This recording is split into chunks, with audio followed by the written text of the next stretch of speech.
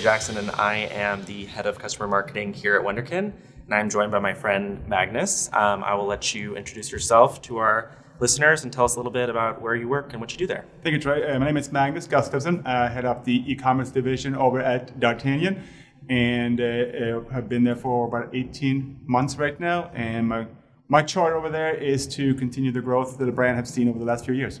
Great. And I would love to hear what you're responsible over there at D'Artagnan. It's relatively fairly simple. It's to this one business unit that we call our e-commerce unit is just to continue the growth from a P&L perspective within that unit, but also creating a user experience that people relate to and kind of create a relationship with those customer base. So it's just a user experience, but ultimately it is the growth that's there. Great. And we were talking a little bit before about D'Artagnan, but just for anyone who's not familiar, would love to hear, tell us a little bit about what your company offers and your mission and kind of what brought you there from your past job. Sure. Again, D'Artagnan offers premium meat and seafood. We are certainly at the higher end of that premium market, and we deliver that at home from a direct-to-consumer perspective. We believe from our heart in that sustainability and providing a better quality, healthy raised food chain, so to speak. So we kind of have a little slogan that says a healthy animal is a better tasting animal at the end of the day, and that's what we believe in. So that's been in the DNA, in the brand since its origin, which goes back about 35 years now. And then for those listening, Magnus has actually been a longtime Wunderkind / BounceX customer. So let's just go back a few years. We'd love to hear you have a long history working in e-commerce and retail. So take us from the beginning and then up to now, and we'd love to hear how Wunderkind and BounceX have played a role in that too. My experience is primarily in the apparel space. So being at D'Artagnan now was a new adventure for myself and learning a new vertical. But as I said, I've been in this direct marketing catalog space prior to the birth of the internet. I'm trying to date myself there.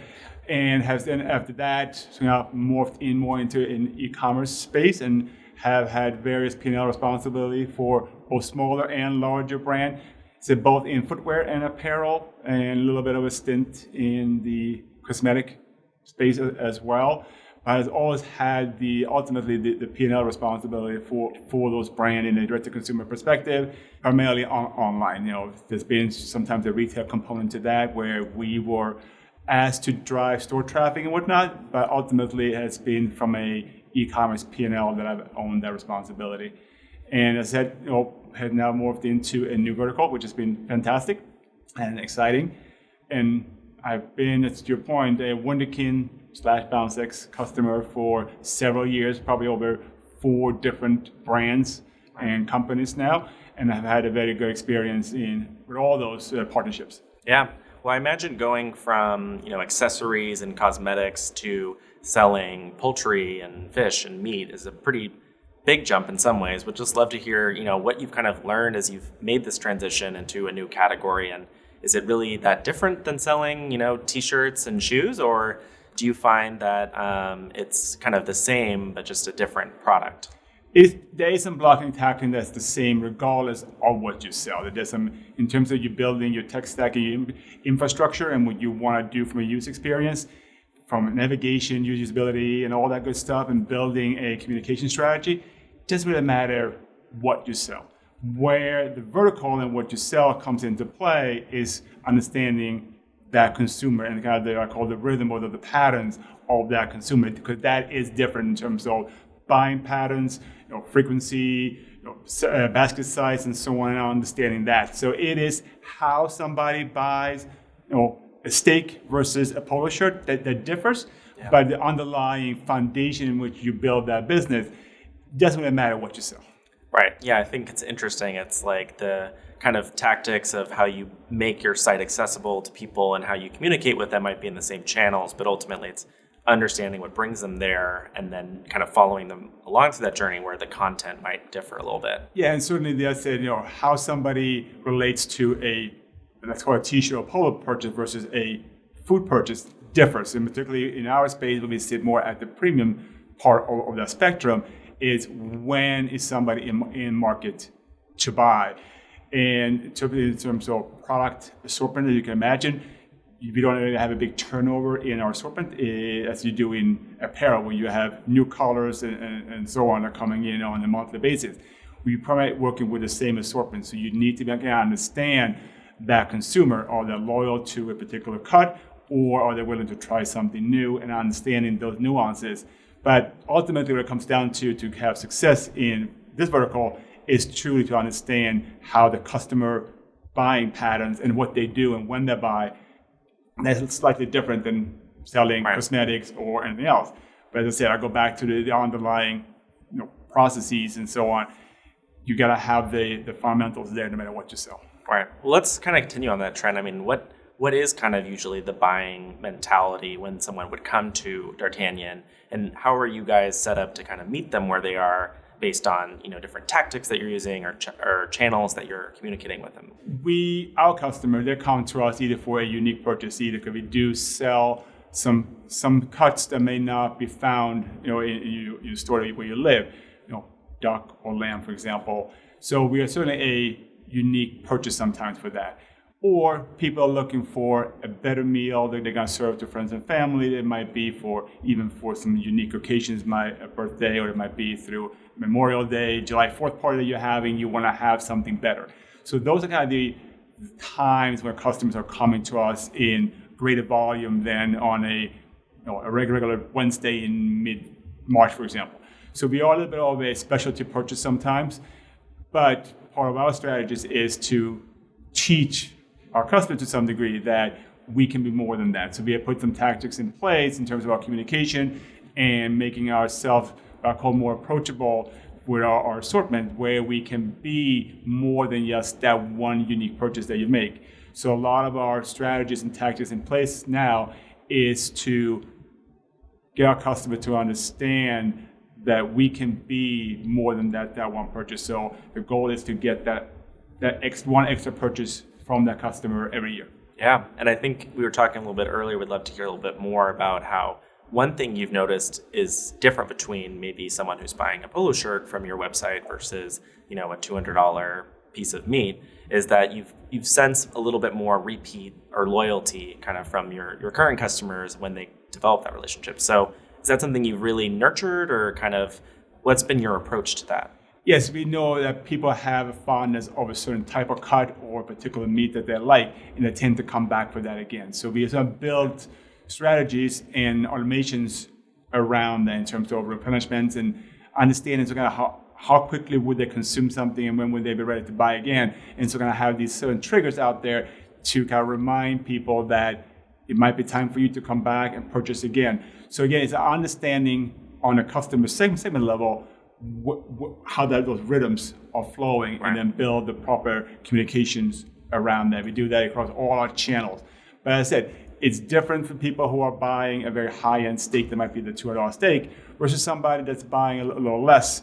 Do I get 2 big purchases, or do I get 5 smaller purchases? And then what does that mean in terms of how we market, how we communicate, and understanding the lifetime value of that customer? So we do have both of those segments in our file, and every day we're getting better at understanding who's who and how we sort of nurture that relationship and building on it. Yeah, that's fascinating, and I'd love kind of on that note of understanding your customer. I know you had also said that that COVID, definitely not a gift. It's helped people kind of become more comfortable shopping online. So we'd love to hear kind of what has the last 3 years, even if you've only been there for the last 18 months, kind of meant for that transition at D'Artagnan, and how are you guys kind of continuing to build on that momentum of maybe like a more digital ready shopper for these products? Yeah, as you mentioned, the COVID sort of forced consumers to be more comfortable buying food online. And probably one of the last verticals to actually grow in this online space. People buying is a polo shirt or cosmetics or footwear. People have been comfortable doing that for a long time online. But now the pandemic kind of forced people to, if I want to eat, I gotta get it somewhere. And online was a viable option to do that. So through that came an organic growth to the business. So the business grew fairly rapidly throughout the pandemic. And now what we need to do is kind of understanding those consumers that came to us through the pandemic that had nowhere else to go. how do we retain them? How do we make them comfortable to continue to purchase online when they're not going to go back to more pre-COVID behavior again? But it's those are, again, understanding the nuances of when they're ready to buy, what the triggers are, kind of what their offerings need to be. And the more we understand that, the better off we will be. So we have done a lot of work to be smarter around who our customers are, what the triggers are that makes them want to buy and be in market to buy. Great. And I know that, Wunderkind has been kind of a recent addition to your stack. Would love to just hear what prompted you to partner with us again, partner of yours in past jobs as well. And how has that kind of journey been so far? Is that I knew of kind of what you guys bring to the table through several partnerships in my past. Okay. And we had a provider in place prior to us working together. They were not bad at all, but I knew that there was more upside to be had. And based on my prior experience with BounceX or Wunderkind, I knew that we could increase not only our capture rate and build our customer file, but also get more out of our automations as well. And that was important for us to do. Mm-hmm. So the partnership was logical, and I knew that the value was there from the platform. We walked into this partnership with our eyes wide open, knowing what we thought that could be delivered. Mm-hmm. And we have seen results being 2, 3, 4 times greater than what we thought originally. So it's been a very successful partnership so far. And this Wunderkind channel, both through email especially, has been very powerful. And we have seen our customers respond very, very well to it. And we are there at the right time now through some of these behaviors that the consumer may have, maybe a sign up through a welcome series, maybe through a cart abandonment. We have, with your help, figured out the cadence of those series, what the offerings should be, and as I said, we have seen great success so far. Yeah, and I think you talked a lot about meeting your customers where they are and when they're ready to shop. So has that been kind of something in particular that you've seen Wunderkind help kind of accelerate what you were able to do before? Yes, and we have certainly been through some of these automations that we have in place. There are people that have with food, there's probably a little longer buying cycle that they might see in other verticals. Yeah. So we know we need to kind of be there to kind of gently remind them of the experience that they had and what they looked at. And I think that's where Wunderkind has come in and helped give us a proper platform and a toolbox to be able to be in front of those customers at the right time with the right message to ensure that they come back and transact at the end of the day. Yeah. And we have seen that in the results that the open rates, the click-through rates, and the conversion rate through all of these modules have been far greater than we originally thought when we started the partnership. Yeah, well, I love that you said, that what we bring to the table feels very appropriate for D'Artagnan, given what you guys sell. Yes. But I think kind of on that note of meeting the customer where they are, I think, we've been helping you guys in your email channel, and I think there's always kind of a question of, we should be in TikTok, we should be in SMS, we should be in, whatever XYZ new channel is. So I'd love to hear kind of what is your approach to deciding to maybe invest more in channels that already work for you versus explore new opportunities and new channels where you might have, more appetite for your marketing and communication, but it's kind of maybe unclear at the beginning. I think you need to explore all these new channels because the customers are going to be at all of those touch points for sure. We know that we call the more intimate communication channels such as email and SMS with our customer base is what they are comfortable with. We do have, and I say this gently, a more mature audience out there that may not necessarily be the true TikTok fan out there. So we know that email is still a primary channel in how we communicate and how our customer wants to be communicated to as well. And we have seen that. So although we are exploring and testing new channels all the time, we do that in a kind of a crawl, walk, run method to making sure that the investment is proper. But we knew in the email channel we had success there already. We just need to kind of amplify that and pour a little more fuel on what we knew was working already, and that's what Wunderkind came in and did for us. Got it. So Gen Z is not yet buying $200 cuts of meat through TikTok yet. Not yet. We hope to get them there. Maybe we can get them there eventually. Yes. And again, they will age up as well, and so hopefully they will age into what we believe is an appropriate customer for D'Artagnan. But certainly within our strategies is to look at that for us, quote unquote, younger audience to get them into the brand a little sooner. And that's what we talk about being approachable to a broader customer base than we are today. And we are sort of making inroads there in terms of our product offering and how we communicate and where we market and how we market in terms of visually messaging, so to speak, to again become a brand that could be considered for us would be a slightly quote unquote younger audience. Right. And I'm kind of interested on that thread. How do you usually keep on touch of what's kind of trending in marketing, whether it's in new channels or just different tactics that are working? Like, is that something that you learn at conferences or, you hear from, maybe vendors like Wunderkind that kind of bring stuff to you like that? It's that and more. It's the thing to be in tune to, what people that we work with. So it's talking to, peers and colleagues, see what they know, what they've tested. So you got to build that network. Certainly talking to vendors like you guys in what do you see across your client base, what's working, what's not working, attending conferences and staying in tune through webinars and or in-person events. You have to stay on top of what's going on and to see the changes and not be afraid to test sometimes. And as long as you do it smartly and you have your eyes wide open going into those channels and what they are supposed to produce. Are they upper funnel, mid funnel, or lower funnel, and knowing what the expectations ought to be.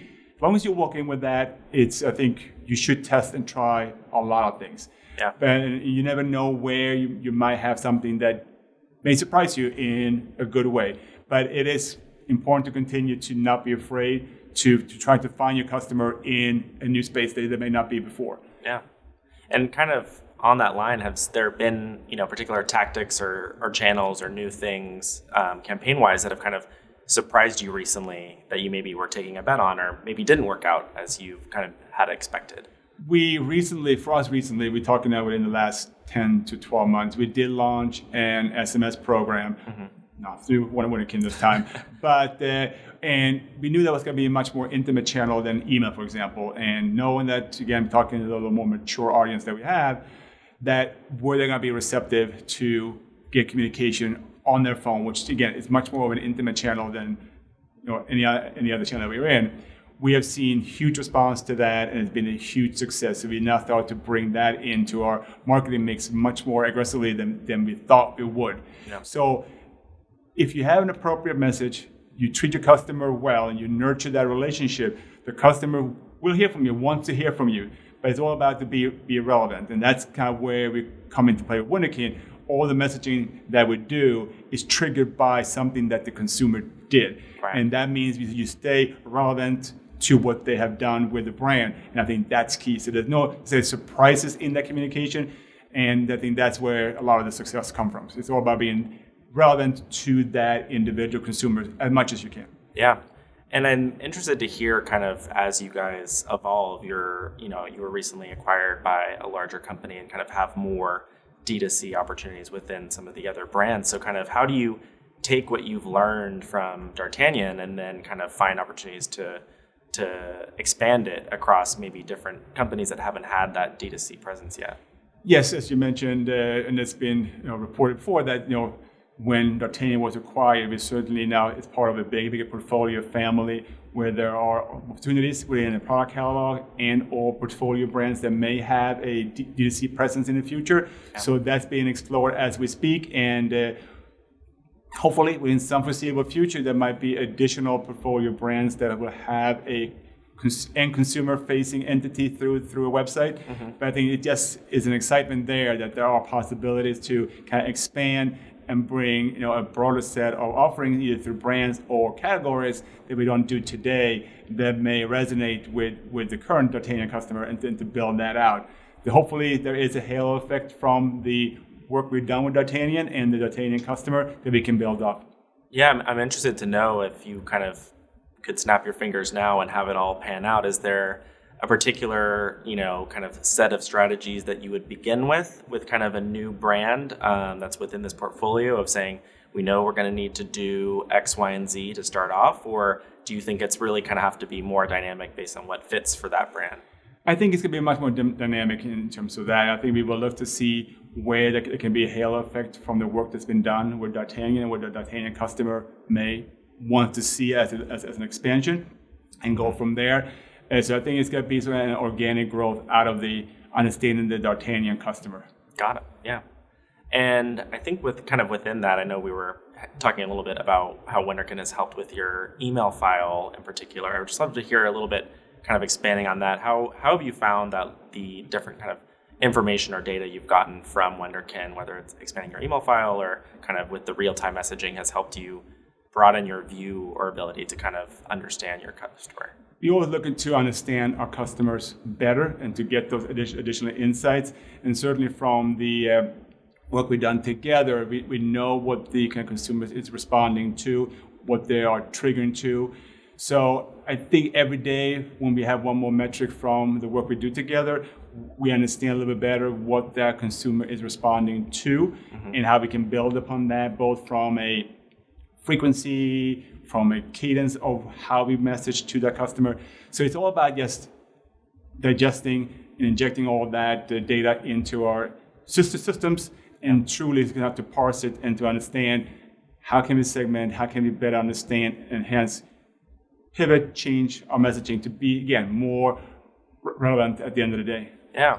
And I guess looking forward, now that you've had this initial success, kind of what do you see the brand prioritizing kind of from here on out? Is it new channels? Is it doubling down on kind of what you've already seen work well with your partners like Wunderkind and the other vendors that you work with? Or kind of what's the roadmap for D'Artagnan? I think now is to, again, get as much as we can out of our customer base. So it's about, again, continue to understand that customer and continue to build on the lifetime value of the base we have. And then in parallel, start to produce offerings that may reach a slightly larger audience than the D'Artagnan does today. But ultimately, in the foreseeable future, is literally to do more with what we have, so to speak, while we still continue to figure out where our investments are going to be in terms of acquisition, driving new customers to the brand. But ultimately, the current base is going to have to kind of fund any new kind of acquisition efforts or any new channels that we do. So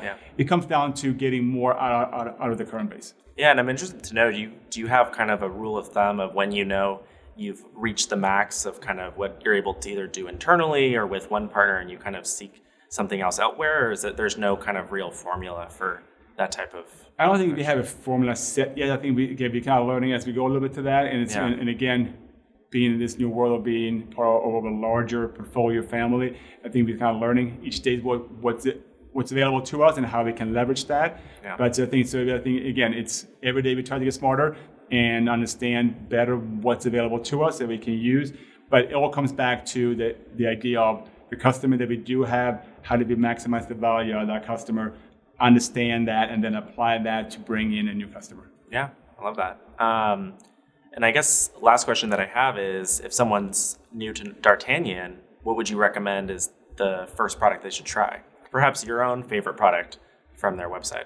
Personally, my own favorite. I'm a big ribeye fan myself, so that's my personal choice for somebody to come to the brand. But certainly, duck is in our DNA, so if you haven't tried duck before, I highly suggest that you do. I have never made duck on my own. Is it something that's particularly difficult to prepare, or is it more similar to like a steak? It's not really hard to prepare, but I think it's a unique taste to it, and I think if you try it, you're going to love it. Okay, well, you heard it here. You got to go try the duck on D'Artagnan.